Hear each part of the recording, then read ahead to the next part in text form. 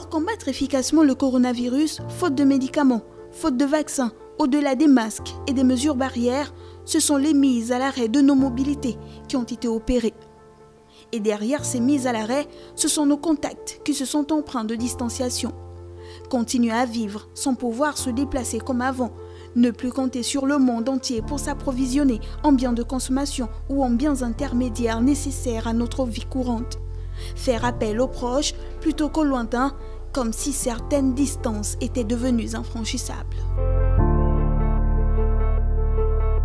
Notre monde d'ouverture s'est refermé partiellement, les déplacements deviennent de plus en plus difficiles, le commerce international pâtit partout d'une baisse des flux, d'une baisse de la consommation courante. Le secteur des transports et du tourisme associés sont sinistrés. Impossible de prévoir aujourd'hui de faire un long voyage, les frontières réapparaissent partout. C'est donc la crise de la mobilité des personnes et des biens à laquelle nous assistons aujourd'hui.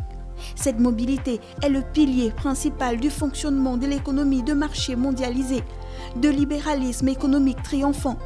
Mobilité des personnes, des biens et des services, mobilité des instruments de production, mobilité des techniques, mobilité des entrepreneurs, mobilité des capitaux qui ensemble permettent un ajustement optimal entre l'offre et la demande. Une bonne allocution des ressources, la meilleure combinaison des facteurs.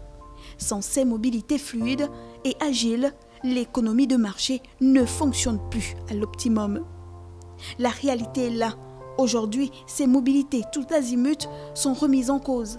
Chaque pays redécouvre l'intérêt de conserver une certaine souveraineté économique dans la production de certains biens, comme si la spécialisation internationale très poussée à laquelle nous avions cru si longtemps n'était plus de saison. De plus, l'importance des questions environnementales accroît la remise en cause de la mobilité carbone à laquelle il semble bien difficile de substituer une mobilité propre dont les prix et les techniques ne sont pas encore compétitifs.